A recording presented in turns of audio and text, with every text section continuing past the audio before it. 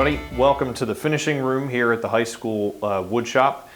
What I'm going to show you today is just a really quick tutorial on how to put stain onto your table from home, obviously. So I gave everybody a package of stuff to use to help in this process. I'm going to open this guy up. We have the rag that we're going to use to put the stain on. We have the brush that we're going to use to put the polyurethane on. We have a piece of sandpaper, 320 grit sandpaper for smoothing out the polyurethane. And we have a set of gloves. So as I get the set of gloves on here, what I'm going to do is first put down my layer of stain. Now you guys chose what kind of color stain that you wanted out of the couple of choices that I had. And basically we're going to put the stain on first, and then we are going to wait at least 4 hours for it to dry before we put our polyurethane on after that, okay? Now, when you get your stain, it honestly might look a little bit rough because the containers that I put it in are not meant to hold stain for a long period of time. So if it's got crinkled in edges or anything, that's fine. Carefully give this a little bit of a shake, because honestly, the pigments that are inside of that stain may have fallen down to the bottom. So you want to give it like a little bit of a gentle shake. Don't like whip it around or anything. Stain, as the name implies, is going to stain something if you get it on it. So don't use any kind of good clothing when you're doing this. Watch your sleeves and try and put your table over top of something that you don't mind getting a little drip on over if you do. Okay, so we're going to shake up the stain here, and I'm going to pull off the lid.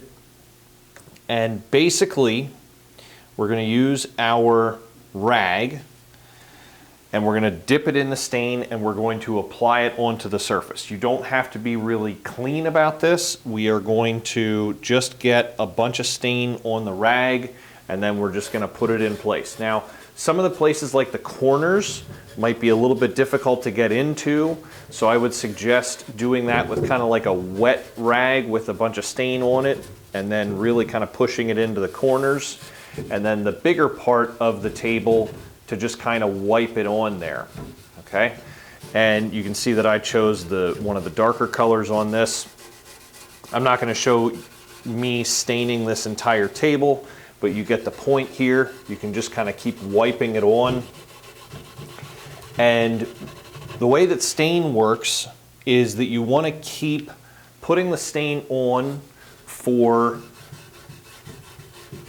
until your table is completely done. And then after you have everything all stained, wait at least 5 minutes and come back with the rag and wipe off any areas that may have had like a little puddle on top of it. You can see in here in the corner, well, maybe you can't see, but in the corners here, it kind of gathers a little bit.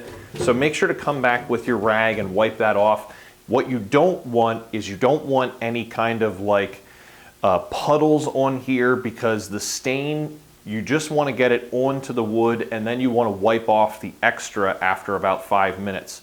5 minutes minimum, but you can leave it on as much as a half an hour. So if you want to just go and do something and then come back and wipe it all off, you can do that as well. So again, I'm not going to take the time to do this entire thing, but you can see what I've done here is just dip the rag in and then just keep wiping it on. And you're just going to make sure that you get everything all completely colored in the whole way across the table. Make sure you get up underneath the tabletop and everything like that. And if you have more stain after you've done it the first time, if you want it to be darker, you can put more stain onto it. And honestly, you can come and get more stain from me if that's something that you're interested in doing, if you don't have enough left over. I think I gave everybody enough to make sure that they can get the whole way through doing the entire table, but you know, just in case. Don't forget about your drawer as well. The drawer just needs to be stained on the front. Traditionally, drawers were not stained anywhere on the back sides or on the bottoms or anything, because you really aren't going to see that. So just make sure to stain the front of the drawer and the underside and the edges of the front, just to make sure that when the drawer is pulled out, you don't see any kind of lighter colored wood up underneath that. So just make sure you're doing just the front. You don't have to do any of the rest of it there. Now, for video's sake, let's assume that I have this entire thing all completely stained and it's been at least 4 hours and everything is all dry. Okay? Now it's time to put on our polyurethane. You're going to take your brush. You don't necessarily need the gloves at this point. The gloves were mostly just for the stain because the stain does get all over your fingers. The polyurethane is probably not going to get all over the place when you are using the brush. Now these are brand new brushes, so there's some bristles that might be a little bit loose on here. So I always make sure to just wipe it on my hand a little bit, pull at it a little tiny bit, just like with your fingers, just kind of pinch it a little bit there, just to get any of those extra little fibers that were not really hanging on to the brush, just to get them out of there. Now the polyurethane, from sitting in these cups that aren't 100% airtight, may have gotten a little film on top of it already. You can use something to kind of wipe that off, or when you dip the brush in and you may have some little things like floating on the top of it. It's difficult to see, but there's some little tiny crystals sort of forming on the top here. That's fine. It's not going to hurt anything, but when you pull them out, they might be a little bit clumpy on top of your brush. So just be careful of that. Now the way that this stuff comes out, it's kind of like a really runny honey or maybe like a motor oil consistency. So it's not watery, but it does still drip pretty easily. So you want to dip some on your brush and let a lot of it come back off again, because you don't want to be losing it in transit from the brush over to the table. Let some of it come off, and then I just twist the brush 90 degrees or 180 degrees to flip it so that it stops dripping there, and then I'm going to start applying it. Now when you apply the polyurethane, you really want to just make some long brush strokes that go with the grain of the wood. So I'm going with the tabletop, I'm going side to side here. With the legs and these pieces, I'm going to go this way, and with the legs, I'm going to go this way. So what you're looking for when you put the polyurethane on here is coverage. You just want to make sure that you get these things completely covered and wipe the polyurethane all over the place. When you get down to the legs, be careful that you're not pouring a whole bunch on there, because it will continue to run down the leg and make drips. So you just want to make sure that you're covering it. You don't want to like slop it on there. Okay? So when I'm doing this, I'm going to just, again, let some of it run off the brush. I'm going to twist the brush, and then I'm going to put it onto the surface like this.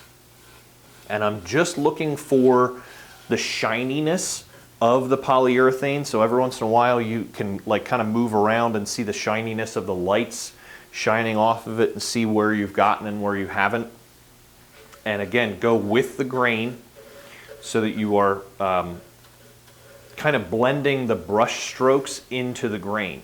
Now, important note, do not put the polyurethane inside the table. Don't put it inside the drawer opening either, because it will stop the drawer from sliding in and out very easily. Okay? So again, when it comes to the drawer, I only want to put it on the top side here. I don't want to put it anywhere else on the drawer. And this time, I'm going to make sure to not put it on the bottom or the top, just like for the inside here, because it's going to kind of grab and it's not going to make it a smooth sliding drawer. It's going to kind of hurt that. So I'm just wiping this on the surface. Now when you're doing a flat surface like the top and this drawer as it's sitting like this, you might be putting a lot on there, so it's a good idea to just come back and do a nice long straight brush stroke to kind of even out that surface after you've put some on there. Okay? So again, what I'm doing here is putting stain on first, letting that on for a couple of minutes, and then wiping off all the excess. You don't want any blotchiness on there. I'm then going to wait at least 4 hours to put on my polyurethane. I'm going to put on my layer of polyurethane all over the table, looking for the shininess, trying to make sure that I get all the spots. Again, make sure you're getting up underneath the edges of the tabletop here.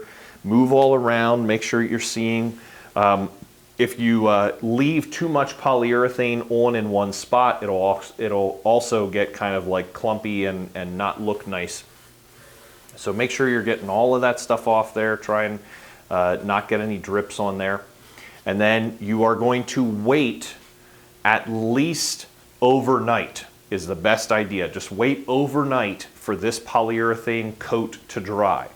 After that polyurethane coat dries, you are going to, if you really want this to be a nice, flat, smooth table, take your sandpaper, fold it into thirds like this, and you are going to very, very lightly just brush over the top of the whole surface of everything. When you put that polyurethane on, sometimes there's little tiny things that are in it, little dust pieces get stuck in it, and it can create a bumpy surface.